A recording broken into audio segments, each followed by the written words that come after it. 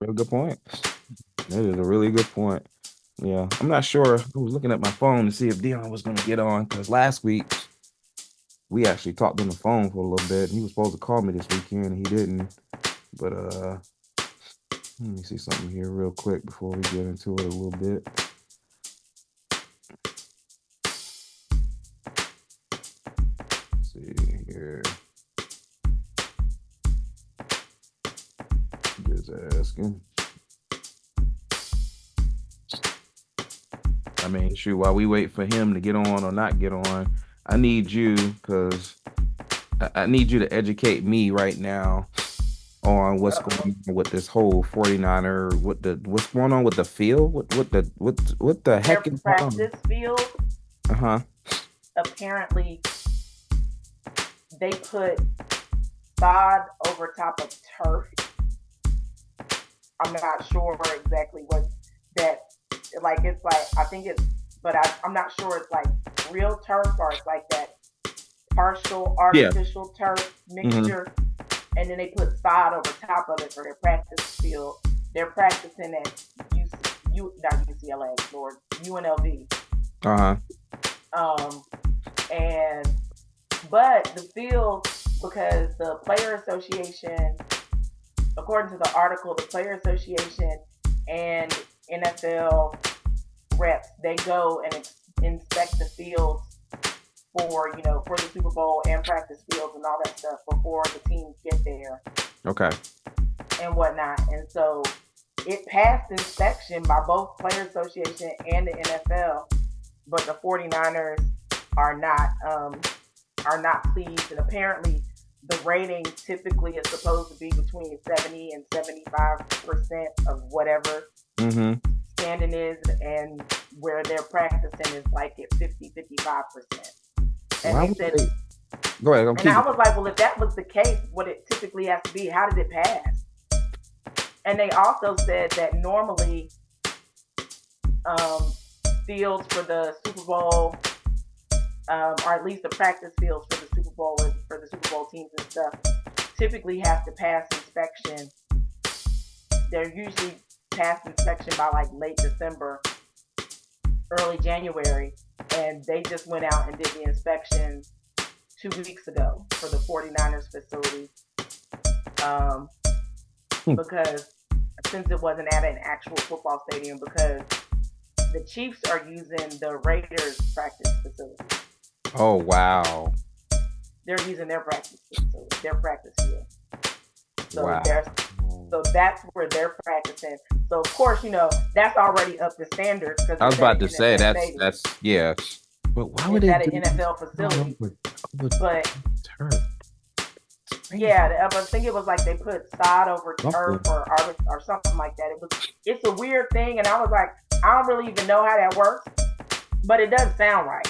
It does not sound right at all. It didn't like when I It was does reading it, not I was sound right. like, I'm not a professional athlete, so I don't really know how that would work, but it didn't sound right to me, Yeah, I and would and love I to don't have blame him. Dion explain that to me if he could, because, and I think it's interesting when you say that because, of course, it's got to be up to a certain standard. Because if somebody gets hurt while they're practicing in this week, that's Right. gonna be a big deal. Number two, you know, I watched was it Hard Knocks Mhm. and the Monday night game before the Dolphins played the Titans. Mhm. They put in a whole new field. Like the Dolphins own, and probably most of the NFL teams own acres of Right. land where they just make side.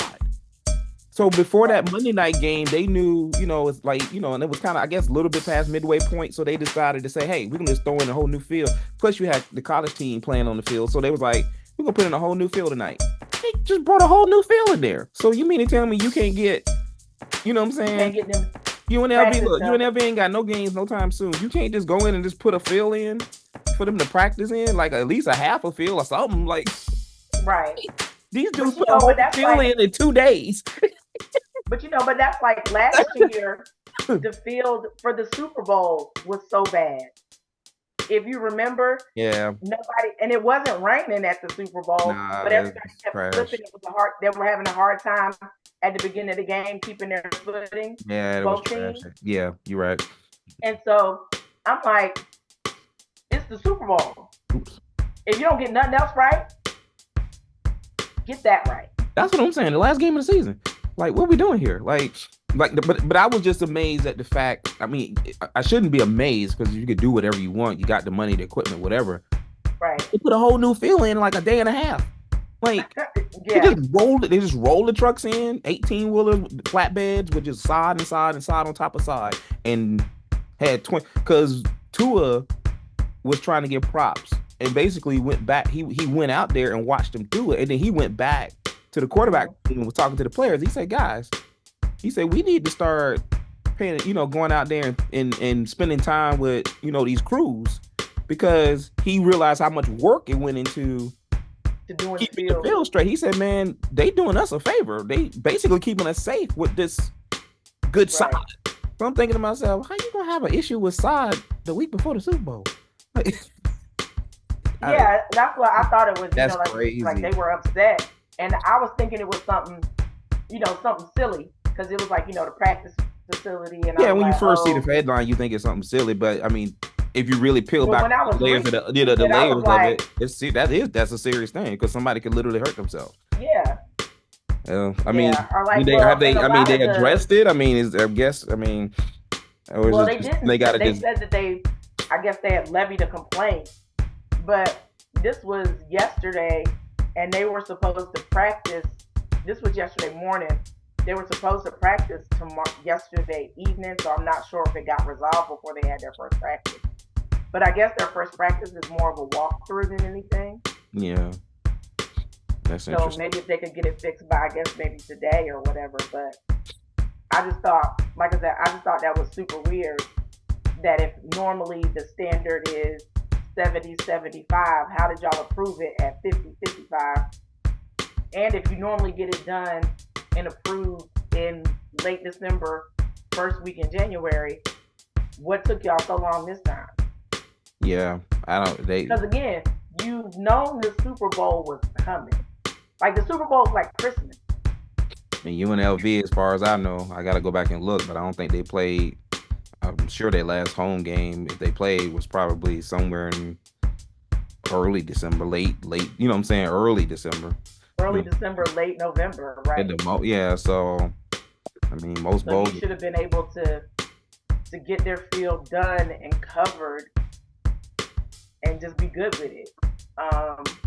Yeah, I hope they get like I said, the Chiefs are at the Raiders practice facility, so chilling. They good. They're chilling. So I'm assuming doing State Farm commercials. They chilling. Right. I'm assuming that means that the Chiefs are the home team, but I'm not sure. I'm not real sure how they determine. The only thing that's gonna matter is who's calling heads or tails at the beginning of the game. That's it. Yeah, I'm not sure I'm not sure how they figure. But I know, and the home team gets to pick their jersey first. Well, you know what? Now that I think about it, it kind of does. It matters for other stuff because I think only one team can bring their cheerleaders. Only one team can bring their. Because I remember when the Colts played the Bears, I got the documentary. I think I told you about it. They did a documentary where they did it from like 5 or 6 different perspectives. They did it. They like Marv Albert. They followed Marv Albert. They followed this head of security at the Super Bowl. They followed the head of the entertainment. Okay.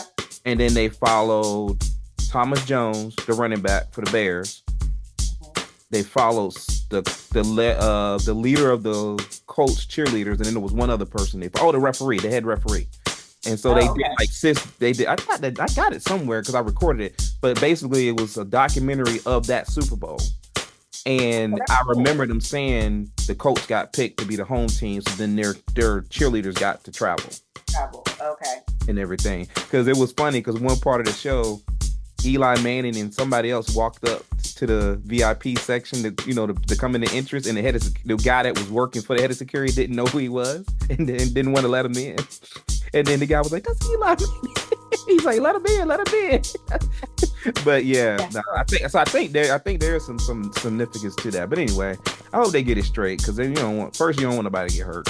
Hey, of You course, don't want anybody to get hurt, but you don't want to have any built-in not can say excuses, but built-in reasons to put any kind of funny thoughts on this spin Super Bowl. You want things to be legit. So right. it is what it is. But as far as legit goes, um, look, I haven't really been. First of all, I kind of got turned off by like media day a long time ago. Not a long time ago, but just in essence because I think some of these reporters are trying to make a name for themselves and they just be throwing stupid questions out there and dumb questions out there. But then I saw that they did like it wasn't media day anymore; it's media night. They do it at Yeah, night. yeah, they That's do it at media night. They started that, that's interesting. and actually, media night might have started. It was either the Super Bowl that we won or the year before the Super Bowl we won. Okay, I They thought, started with yeah. they do media Okay. night, and which it's kind of cool because they introduce the team, everybody's there, but it's not as it's a little bit more, what's the word? It's a little bit more pandemonium. I feel like than it used to be with media day because like it was more separated and Yeah, people because would. didn't they used to be like, do they still do separate teams? Because I used to media day. It was like, okay, from this hour to this hour, it was just it's Yeah, they still do it will be the separate Chiefs, teams. and then from this hour to this hour, it would be the 49ers. They still do separate teams, but because it's at night, it's not like media day used to be in the stadium, so people were spread way Yeah. around. Yep. And now it's indoors at night, and the fans are much closer. So a lot of times it's hard to hear. Like if you're watching it live, because the last one that I watched live was when we were there, and the only reason I watched it live is because we were there. So, and I watched it last year when we were there. So those are but the other ones I just wait to catch the highlights on like NFL Network or Sports Center. Or somebody says something stupid or super funny or whatever. Or like I said, or some reporter trying to squeeze some stuff out because Right. I saw the one clip of Brock Purdy when the guy asked him and said, "Do you remember all of the 10 quarterbacks that were drafted before you and in the college they went to?" And Brock said, "No." He was like, "I was drafted last for a reason." He's like, "It is what it is." Yeah. I don't know if you saw that. I was cracking up. He was like, "No." Yeah. He was like, Like, no. I was like, "This dude, like, Who man, was look, I that? just Was want to that go out here Tom and Brady play. that Did I remembers just go that? out here and play?" Isn't that Tom Brady that remembers all the quarterbacks that was drafted It was before him? Tom Brady, and then there was somebody. I think Aaron Rodgers did that one time too. But yeah, Yeah, Tom and I Brady. think Tom Brady and Aaron Rodgers both like Because remember, remember Aaron every Rodgers quarterback. kept going down and down and down and down. Yeah, like remembered every quarterback that was drafted before them in the school that they went to. And I Yeah. was like, wow, wait But a see, but but see, whatever gets you there for your motivation. but that's the thing. I'll give him a little bit of props for not necessarily saying because he didn't know, because he probably didn't care to a certain point. But Right. I don't think Tom Brady, like, you get drafted. I like the line where he says, "I got drafted at that position for a reason," because it's a true statement. like, like there's some guys that don't get drafted high because guess what? You didn't really do a lot to make a person want to draft you higher than that. Now, I'm not saying Brock Purdy, because if you go back and look at some of the clips of Brock Purdy in college, he wasn't a scrub by any means. But like he said, I don't think anybody looked at him and saw his measurements and saw, him throwing the ball and was like, yeah, we're gonna take him for a second round. You know what I'm saying? Like, this is the Right. reason why there's humans rank stuff, and this is the reason why people get ranked a certain way. I mean, you develop certain standards, good or bad. You develop certain biases, good or bad, and then you go out and pick people. So when he said the comment, he was like, "I got picked last for a reason." I thought I was about to lose it. I was like, you gotta like that statement at least, because you were just like, Right. "Hey man, I'm in And the Super then Bowl." I heard they asked Patrick Mahomes You if know, he talking about thought, Brady's legacy or something. yeah, if he thought he was, focusing on Brady's legacy. I thought his answer was great too. He was like, Tom Brady has 7 Super Bowls. He was like 7. He was like, y'all asked me that in 15 years, and we'll see where I am. At that time, he was like, right now I'm just trying to go out here and get number 3. He was like, 7 seems so far away right now. And And I it, was like, yeah. He was like, How many in 15 years? I don't know. I'm gonna be honest, and I told somebody, I said the way I look at that whole thing with Brady, and I look at what Patrick Mahomes just said was, and I say it like this: the reason why everybody, first of all, in this day and world, in this world in 2024 and beyond, and I don't know how long. I'm trying to think of how long this really been going on, but people always want to be the first to say something. Patrick Mahomes is the GOAT and all this stuff. We just forget about the rules that were made and the rules that we made back in the 80s and 90s. We just throw everything out. You know what I'm saying? Now in this 2020 and beyond, it's like all the rules change instantly. Nobody likes winners. Nobody, and then if one person, oh, well, they're the best, and everybody wants to ride the bandwagon. And then if you say something that's contradictory to that, like, well, Patrick Mahomes is the GOAT. No, he's not. Oh, you hate him. No, no. You know what I'm saying? Both can be true. Right. He's not the Both can be GOAT, true. but is he the And just best? like with Is he arguably the best in the game right now? A lot of people Absolutely. will say yes. And a lot of people would need to say yes until proven. Did he go out and Patrick Mahomes the game against the Ravens? No, but y'all blowing it up like he did. But because he was on the winning team, he has a winning legacy right now.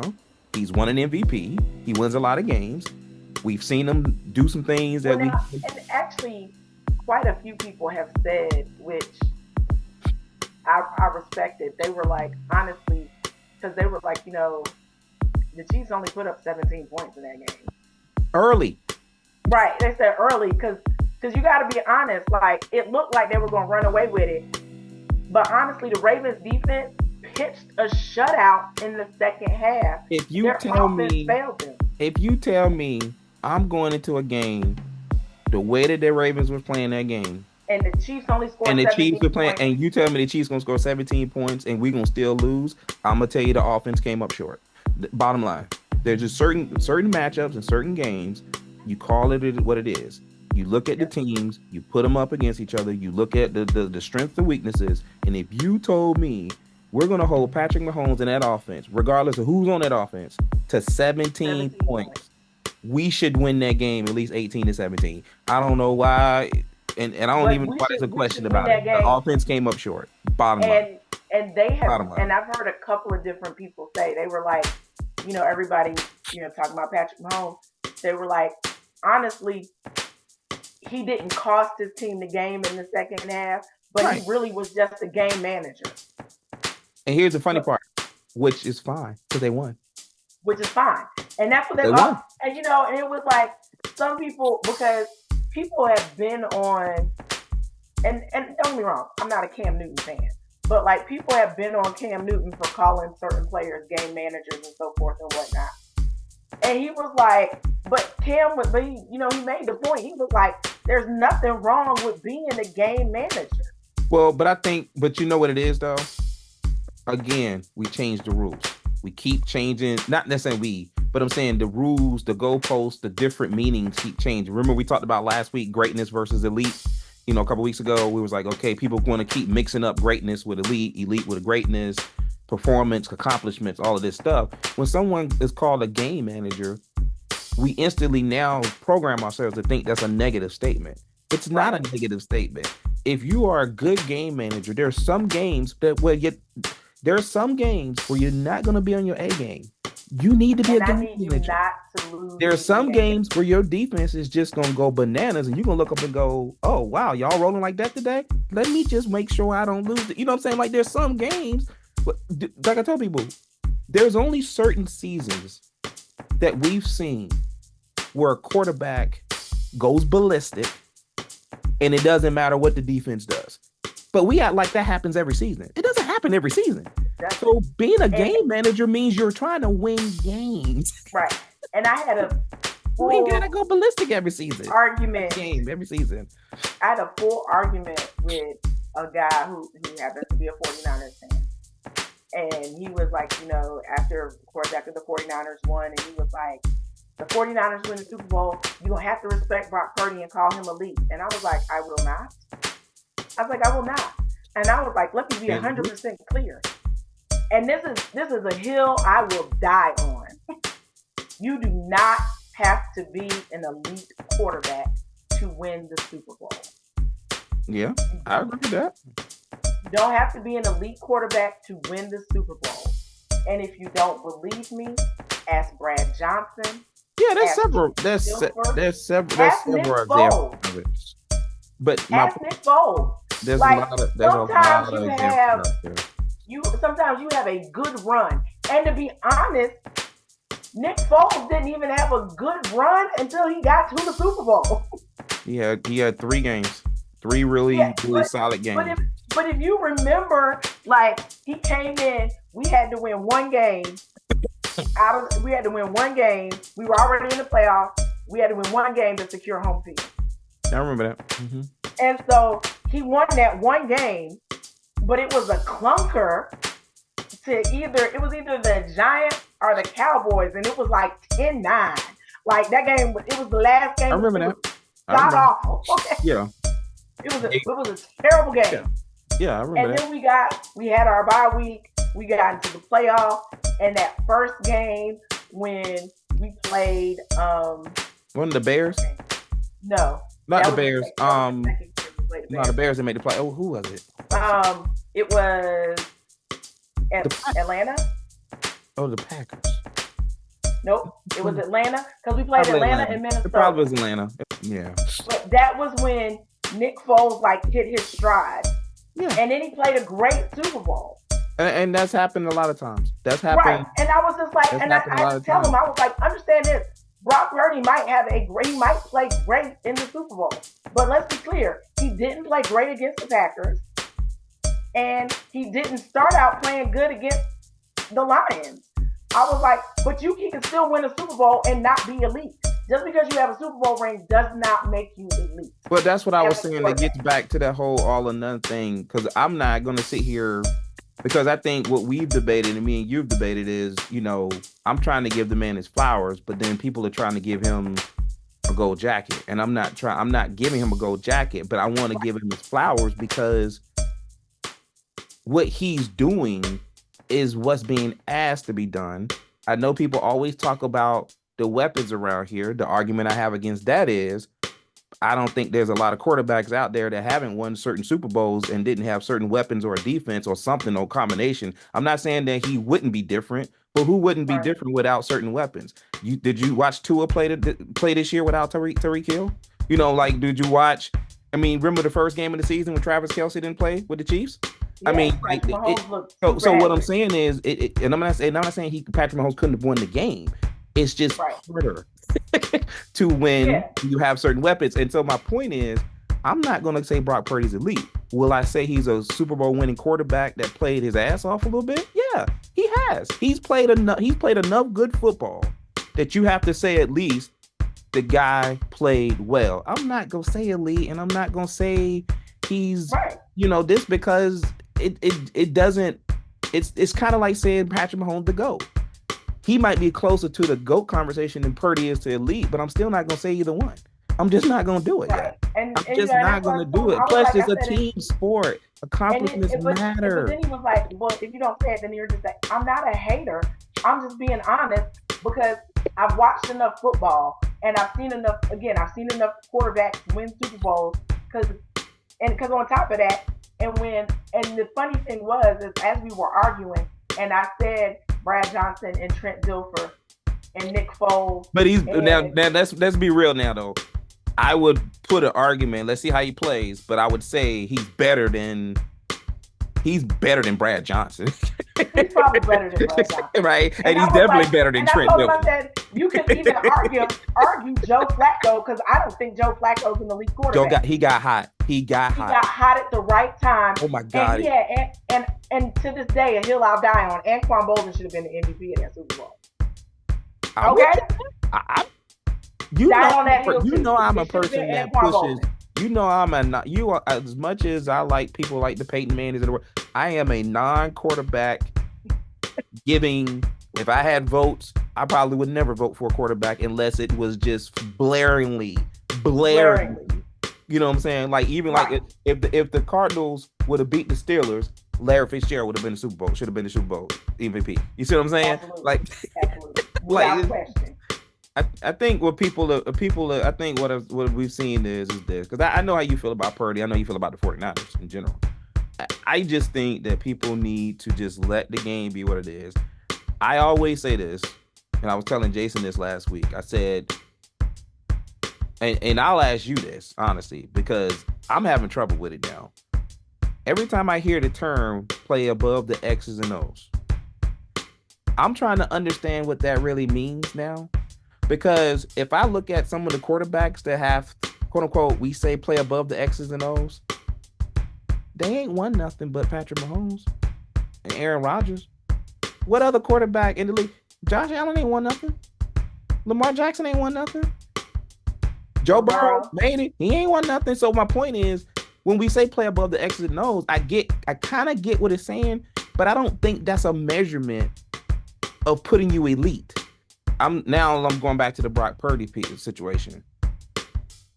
Brock Purdy is doing what's been asked to do in the system. Most quarterbacks that play within certain systems, people say, well, Lamar Jackson is the system. Yeah, I get it. But that team actually is built around running the ball, and they just forgot their identity in the last game. And Lamar Jackson benefits from that because he's a great runner, and he is a very good throw off of play action. A lot of people don't give him a lot of credit. What I'm saying is, I'm looking at a person like Brock Purdy. I'm looking at a person like Trent Dilfer. I'm looking at a person like Josh Allen. What's the difference between Josh Allen and Trent Dilfer in accomplishments? Trent Dilfer was on the team. If Brock Purdy wins the Super Bowl, he's going to be closer to Trent Dilfer than he is to Josh Allen. You see where I'm going with that? So my point is, I'm not trying to say that he is Josh Allen, but if I'm Brock Purdy, I'd rather be that way, closer to Trent Dilfer. Than that way. You can have all your elite talent and all of that stuff. I'd rather be on the team that wins. I don't care who you say the MVP is. And he's even said, and we all recognize, that the best player on the football team is Christian McCaffrey. As a matter of fact, Saquon Barkley was on First Take. I don't know if you saw it. And they say, Saquon, who's the best? He's like, who you going to, going for in the Super Bowl? He was like, man, bias, I think, this person that, this and that. He's like, but I got to go for my man CMC, and I'm just going to say this. He said, I'm just going to say it. He's the best running back in football right now. I hate to say it, but he's the best running back in football. Like, everybody recognizes that this dude he's that dude. So what I'm getting to is, I don't think a person like Brock Purdy, I don't know him. We don't know him. But I'm guessing just from all these answers and all the stuff that he's been saying, I don't think he cares if he's called elite or not. Because if you think about it, we didn't call Tom Brady elite for years. And I think part of that is not because of the bias of him being a 6th round draft pick. It was because I don't think he was thinking to himself, hey, I got drafted in the 6th round. Yeah, we've got all the guys in front of me. I think I'm good. But I'm just happy to see. I'm happy to. They didn't even really start talking about Tom Brady and being great until they won their 3rd Super Bowl. And my point is, because then they were like, oh, he only needs one more and he'll be tied with Joe Montana. There you go. And Terry Bradshaw. Exactly because those are the ones that were great and elite because they have 4 Super Bowl rings. And so now the problem is, with today's media and with today's people, we're putting Brock Purdy at a disadvantage, in my opinion, by comparing him to Joe Montana before he's even won his first one. That's why people get upset, because they keep doing that. And that's my whole thing. And I'm like, stop. Just let the kid play football. Montana-esque. He is not. And stop it. And it's a lot of arguments either way, but that's the thing. And that's why I said, I saw a couple of clips and I was like, you know what? At the end of the day, I don't think Brock Purdy give a damn. He just want to go out there and play football and try to win this game. And if he wins it, I don't think he cares who calls him what. Because guess what he gonna tell everybody? You better call me Super Bowl champion. Super Bowl champion.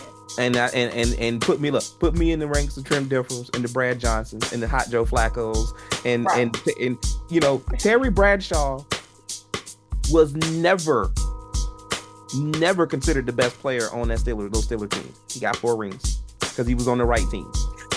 Right. He was quarterback in the right team. And more importantly, Terry Bradshaw will tell you that. Terry Bradshaw will tell you that. And you know me, I'm a fan of Dan Marino. Dan Marino came in that first season, boom, killing it. Second season, breaking records. always playing this, always doing that, always doing that. And he would tell you right now, he would have gave all that up for one ring. Just One ring. one. Just one. Just one. And how many have Aaron Rodgers won? Just one. How many did Brett Favre win? Just one. And these are people that we consider elite talents, elite, all That's this. right. They And they got just got because one. it's Because you not need a easy team. to do. You need the complete package. You need a little bit of luck. You need, you know what I'm saying? You need all of the everything. things. All You the need all of the things. things. All the things. Aaron Rodgers got one freaking ring. Brett Favre. We talk about Brett Favre. He got one freaking ring. And guess But at what? least He Brett wasn't even Favre got the two MVP of Super that Bowls. game. It was Desmond Howard. But wait, but at least Brett Favre got the two Super Bowls. Aaron Rodgers has only gotten the one. And the only reason I give him credit because I think arguably that year it was no doubt that was probably a historic year. Aaron Rodgers, he put up record numbers, and then he just went out there. Even Ryan Clark was like, "We weren't winning that game." Ryan Clark was like, "We weren't winning that game." He was like, "We won." But you know, like I told somebody, I said, "Yeah, Brett Favre got the two." Got beat by another Hall of Famer, John Elway, in that team. Right. But then And I tell that people was about John Elway's first one or his second? the first one. The second one was against the Falcons, I think it was.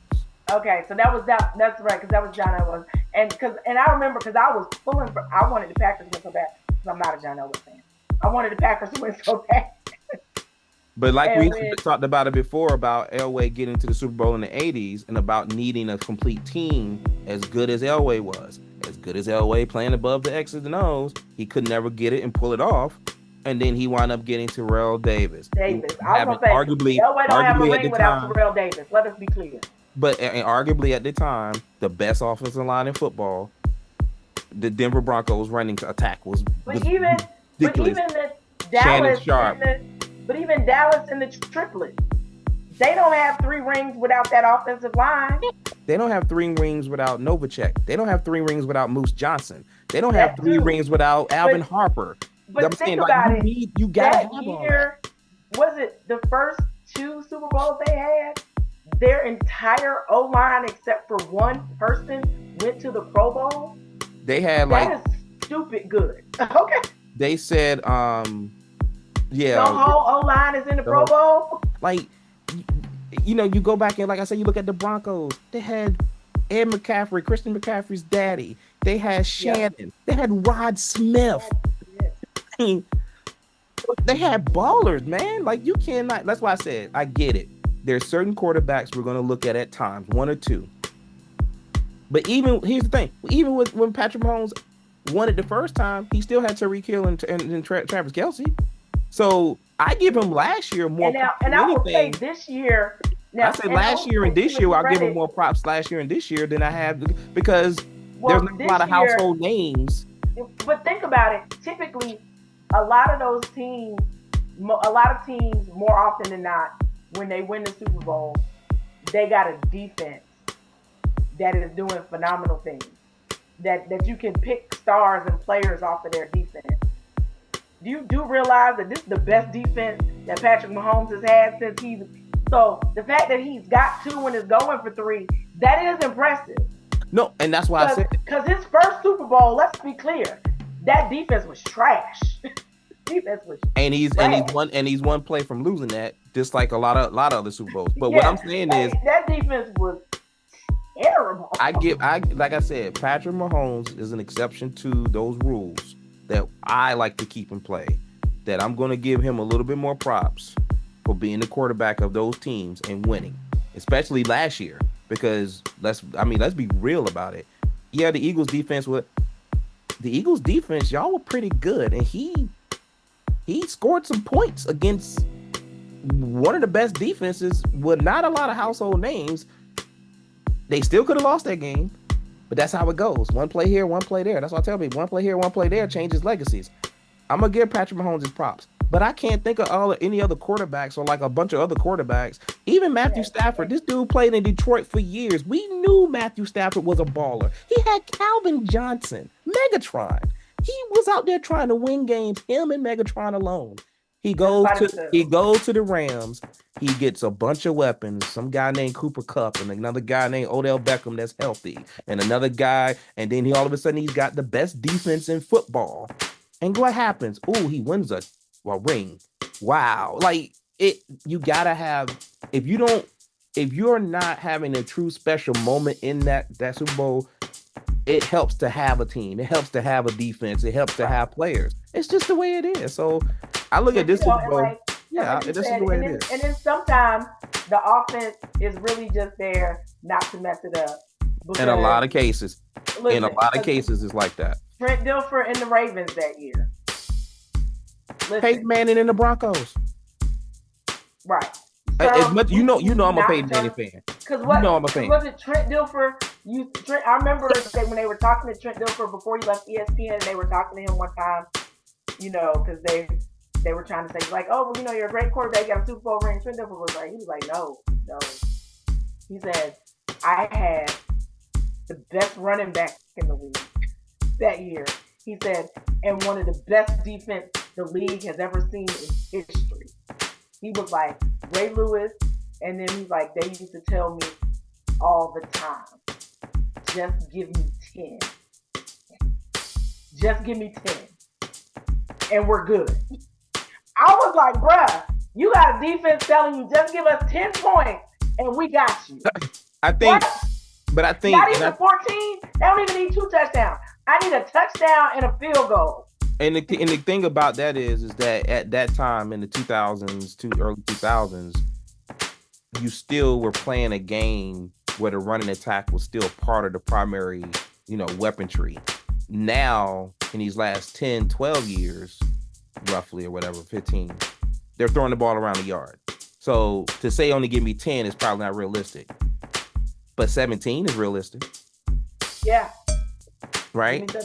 And that's typically what happens a lot. And if you don't, that's what they always say now. If you got an offense that can't score 17 points, I mean, what are we doing here? So I personally think, as far as the Super Bowl goes, just to get into it a little bit, first of all, I don't care who wins. Yeah, because to be clear, this is the Super Bowl nobody wanted to see. Yeah, well, nobody in the general aspect of it, but like, here's what I would tell you. Chiefs fans want to see the Chiefs there. 49er fans want to see the 49ers play. But as far as a game with excitement and great storylines and all of the things. There's great storylines. Don't you do that. Stop. This is the Super Bowl. There's boring great storylines. There's no pizzazz storylines. There's boring. Exactly. Let me go back but they're still great. This is the Super Bowl nobody wanted to see. So, the Super Bowl Denise didn't want to see. Pete predicted I put it up on Facebook. I got about 100 folks on my side here. So they were like, yeah, no, nobody. Because now, don't get me wrong. And to be clear, Lenise, they have people out here that are going to come in and be like, I want to see Usher. Usher is not the Super Bowl. Usher is halftime. Halftime is not the Super Bowl. I disagree. Usher's going to be the Super Bowl this year. When people talk about the Super Bowl, they're talking about the game. Halftime is halftime. But what I'm saying is people have greatness fatigue right now. So what I mean by that is, so this is what happened, because I did hear this part.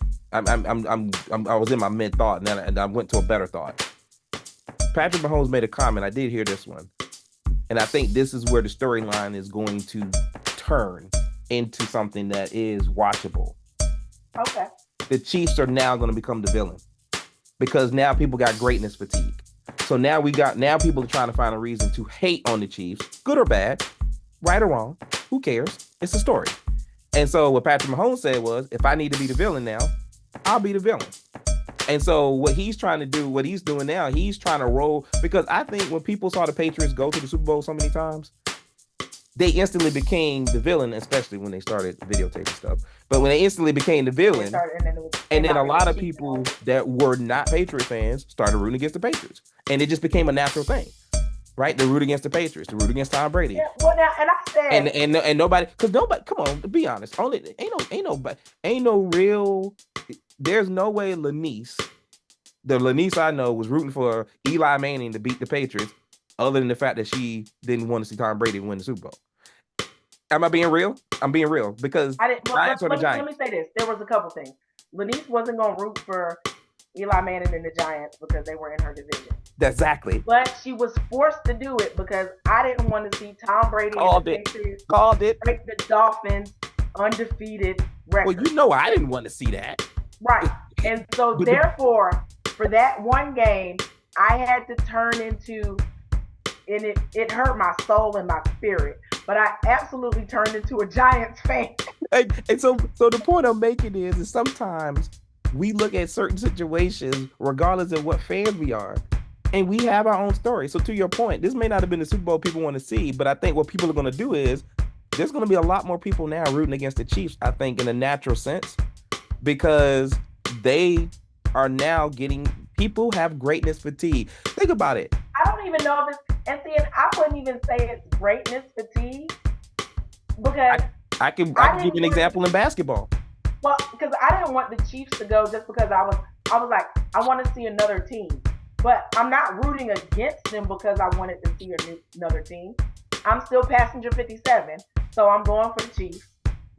So, but I guess my point is, it's okay to, and then also, to see I'm very anti-49er, so yeah, you're very. I mean, we I know that part. But what I'm saying is, I think we wanted to see Lamar because we were tired of seeing. Like a lot of people tired to see the Patrick. I mean, let's be real. Yeah, people wanted to see Lamar finally get to the promised land. And again, let me just one more time. But Patrick is right there, and Patrick's like, until Lamar figures out how to do that, I'm gonna keep going. Right.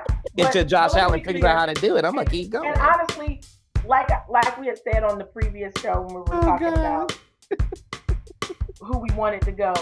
Yeah, I was here for the blackest Super Bowl ever. Because I need y'all to really think about this. I was talking Detroit Lions, the Baltimore Ravens, in Las Vegas. I know. It's just February for Black History Month.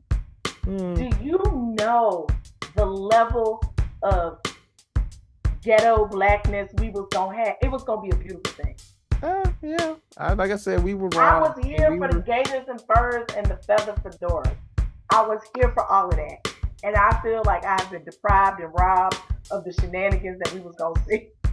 The reason why I bring up that whole greatness fatigue thing is because I'm still like, when I look at certain teams that have just been winning and winning and winning and winning, and you want somebody else to go, and then you want somebody else to go, or you want that team to lose, or you start looking at players on that team, you start hating. I relate this to the Warriors in basketball. I relate this to the Warriors in basketball. The Warriors in basketball. I mean, Draymond is Draymond.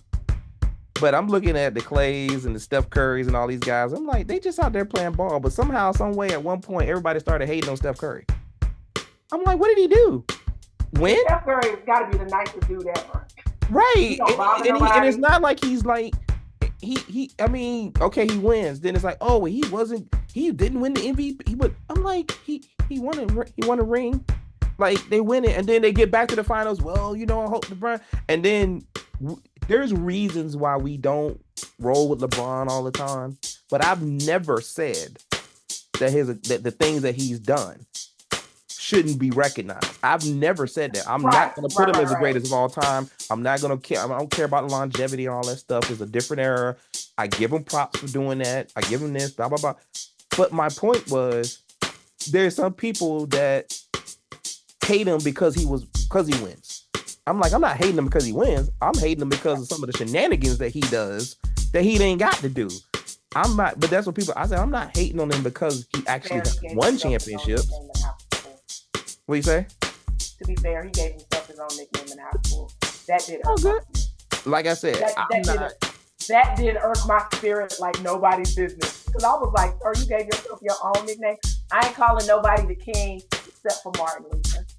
Well, and like I said, I get it. Like I said, there's a lot of other reasons that people can look at somebody like a LeBron and go, But the one thing I'm not looking at him and saying, oh my God, he won a championship, I don't like him. It's part of what we want. Yeah. People aren't good enough, or if people are better than you when you play against them, somebody's got to win, someone's got to lose. If LeBron wins, that means at that point in time, he was better, his team was better than that other team. Simple as that. This is sports. Like, we don't watch sports to not look at a final. Like, we ain't watching sports to see a tie. Like, when people talk about ties, we watch sports because we want to see a winner or a loser. You win a game, you lose a game. You win the Super Bowl, you lose it. There's been plenty of Super Bowls we watched where we're like, it wouldn't matter who played that team. That team would have won. Or it didn't matter what that team did. There's plenty of Super Bowls we watch and we're like, 1-2 plays here, it could have went the other way. And so the bottom line is, I feel like this is going to be one of those Super Bowls. I think it's going to be the same kind. I think it's going to be one of the Super Bowls. I think it's going to be. I don't think a lot of might points turn out to be super competitive. Who would you say? Well, we should know the answer to this question, but I'm gonna say it. I'm gonna ask it anyway. Who's the best weapon? Who's the best weapon in the game? In this game? The best weapon in the game? Yeah. Who's the best offensive weapon in this game? CMC. He should touch the ball 30 times. If I'm the damn coach. He should. I'm living or die. I like Ayuk. Because I like what the Lions shouldn't have done? You know what the Lions shouldn't have stopped doing? Running the damn ball. But my point is, the Chiefs are. I think Pacheco is actually going to be the key to their game, to their side, because Pacheco has the ability to dominate a game, and Andy Reid, quiet as kept, will fall back on his sword and go, "Hey, what's working is working," because Andy, he likes to throw it around a little bit, but I think he will probably. Because you know what I know you know. You know what he wouldn't do? Run the ball. But I think he's gotten, he's gotten a little older. Mustache ain't as red. A little older, a little wiser, and was like, mustache ain't as red. Philly might have been on to something. His mustache and got a little brownish gray. He ain't red no more. And he probably went and tried that practice at Pacheco. We early and often, we might pound this sucker. We might pound this sucker right down their throats and see what happens. But I think the 49ers should do the exact same thing and get the ball in space to CMC. And because in my opinion, I get it. Brock can make some throws. You can probably Debo. Man, you do not come out of this game and not say the last game of the season with the best weapon on the field, we did not get the ball to him at least 20 to 30 times. You got to get him the ball. Because if you lose this game and he only touched the ball 8 times or 9 times, then ain't nothing else to talk about. You did not give him a chance to win because you ain't getting this man the ball. So I personally, I get it, play action, Ayuk, all that stuff, man. Turn around and hand it off, swing it out, put him out in space, get that CMC the ball. And the only reason I feel like that might be a problem is if the Chiefs get up on them early. Because Shanahan. But what's the definition of that? What's the definition of what's the score of that? Because 7-0 is not right. No, not 7-0. But if they get up by like 2 or 3 touchdowns on them, I feel. And even though if you're up by 2 touchdowns, you shouldn't abandon the run. But coaches do. But coaches, a lot of coaches. But if you've watched the 49ers, and even in the playoffs, like when they got down to Green Bay, they abandoned the run. They did. They abandoned the run, and the only reason, really, like Green Bay didn't catch some of those interceptions, those 2 dropped interceptions, that game, because Green Bay outplayed the 49ers in that game. And I guess, Kyle Shanahan absolutely abandoned the run super early in that game. He's done that a few times this season when if they get behind, all of a sudden it's pass. He's done it a couple of times in his career. Yes. 28-3. Yes. We up 25. We ain't gonna run the ball. So I understand exactly what you're saying, and that's probably I put it like this: if they get up multiple scores on the 49ers, I think it depends on the timing of that. Because if you tell me they get up and they're up 14-0 in the first quarter, yeah, things might get a little hairy. If you tell me it's 14-3 and going in the second quarter, then to me that means that the Chiefs defense is just playing it. But I guess what I'm saying is that the flow of the game is going to be interesting. I just Yeah. feel like if you get the ball to CMC, you're not going to be down 2 to 3 scores. I think you can, because you're going to control the pace of the game. I guess my thing is Right. the Chiefs And defense. sometimes your best defense is your offense because you want to keep Patrick Mahomes That's off the field. that's what I'm getting. That's exactly what I'm saying. When But in doubt, again, but we know this, and we've still seen Kyle Shanahan not do it. right? So But what I'm telling you is, and I know the Ravens defense is statistically better than the 49ers defense. But my point is, again, we're not the Chiefs aren't coming into this game. They scored 17 against the Ravens. They scored what against the Bills? 24? no, I was like, I don't know what the score was. And they only scored like 20 something against the Dolphins. So we're not talking about a Chiefs team that's going 35 points. So my point is, No. I don't think they're gonna.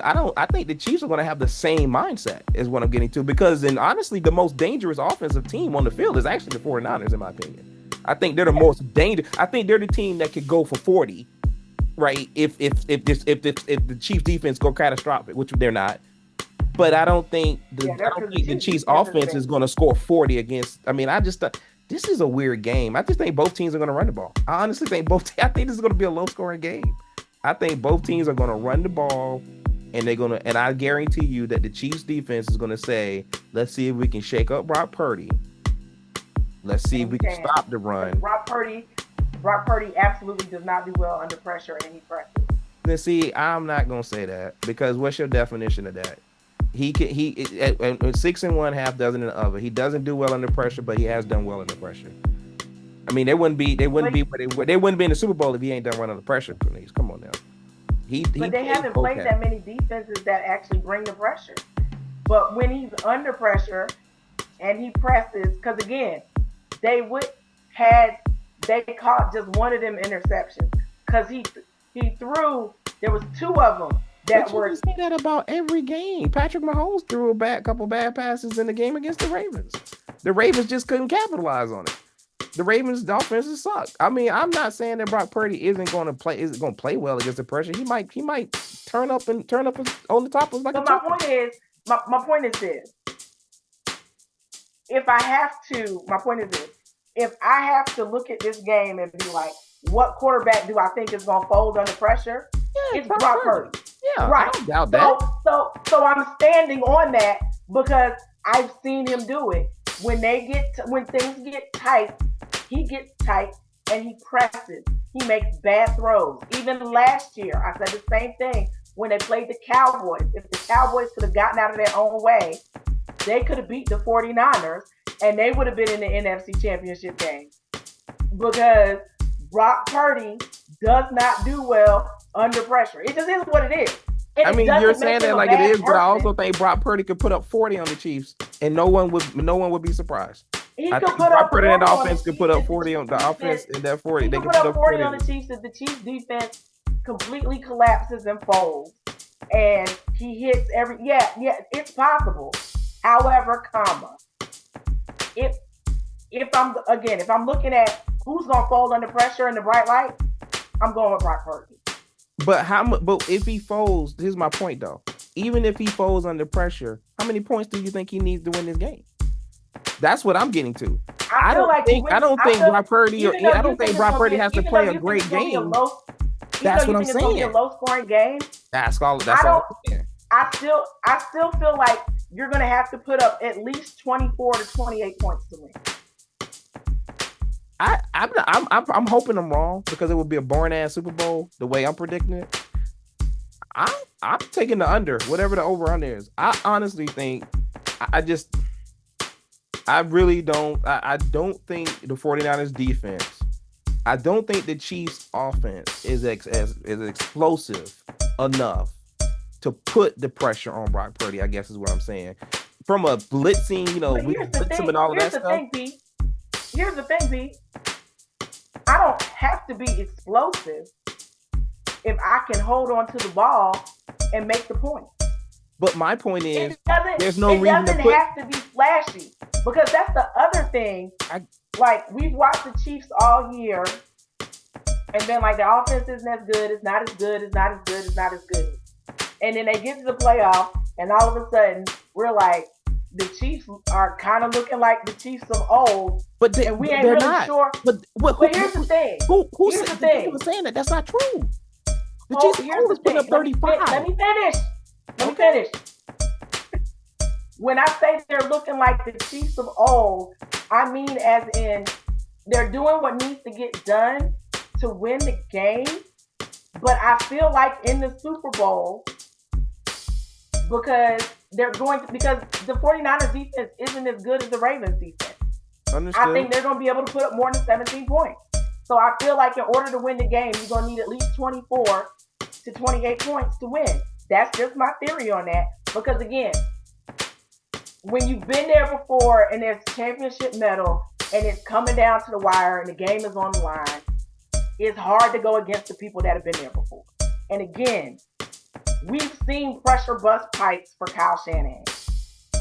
If you want to put this on Kyle Shanahan, I have no debate, no argument on that. And we've seen pressure bust pipes for Kyle Shanahan, and we've seen that Brock Purdy does struggle. And again, it does. I might be wrong.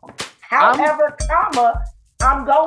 I can only go off of what I've seen thus far. But what I'm saying is you keep, this is what we've always come to crossroads here. You're saying what you've seen thus far, and what I've also seen is the same Brock Purdy that's been struggling under pressure is playing in the freaking Super Bowl. So like he's done something to get there. And what I'm saying is, if the Chiefs go out here and put up 25 to 30, all bets are off on what Brock Purdy and Kyle Shanahan can do, because we don't know what'll happen.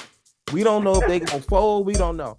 I'm telling you that the Chiefs have played against other defenses that wasn't as good as the Ravens. I don't care. People, all the playoffs, it's a football game. Everybody's preparing for a football game. I get they that. Played against the Dolphins defenses. They played against other defenses that weren't as good and still only scored 17 points. So I'm saying it's also possible that the Chiefs may not score a lot of points, which then benefits Brock Purdy in that offense, because now I ain't got to go out here and make these dangerous throws. I just got to stick with the game plan. So that's what I'm saying is, I think it's going to be one of those game plan, boring ass Super Bowl games. And which takes me back to my original statement. This is the Super Bowl nobody wanted to see. Then I'll bow down to that statement now, because I think it's going to be. I literally think it's going to be one of these right here, where you're going to see CMC Pacheco, Patrick Mahomes to Kelsey. Okay, one to Rich. Oh, Brock Purdy over to Debo. It's going to be like this, but it ain't going to be like every 4 or 5 plays a touchdown. I guess I'm having a hard time seeing that. Like, I think people want to see that. I don't think but here's my thing, Pete. 20 to 17. They put up 24 to 28 points. That doesn't mean that happens in a half. I mean, that doesn't mean that happens in a half or a quarter. But I think that's where we're. But I think that's again where we're at. But I guess that's what I'm saying. Listen to my score: 20 to 17 final. Where are you watching the game this year? Real quick. Anywhere? I'm not sure yet. I'm trying to see if one of my friends is having a Super Bowl party. I'll be right here. But if not, let me say this: if one of my friends close is having a Super Bowl party, that's local. Because if not, I'm gonna be at the house. I'm gonna order me a pizza. Yeah, I'm going to the Connecticut. Connecticut plays South Carolina, the women's, at 2:00 on Super Bowl Sunday. So I will be at that game, and then I will probably come straight to the house and chill out. All right, well, be safe. Appreciate it. All right, and we'll holla.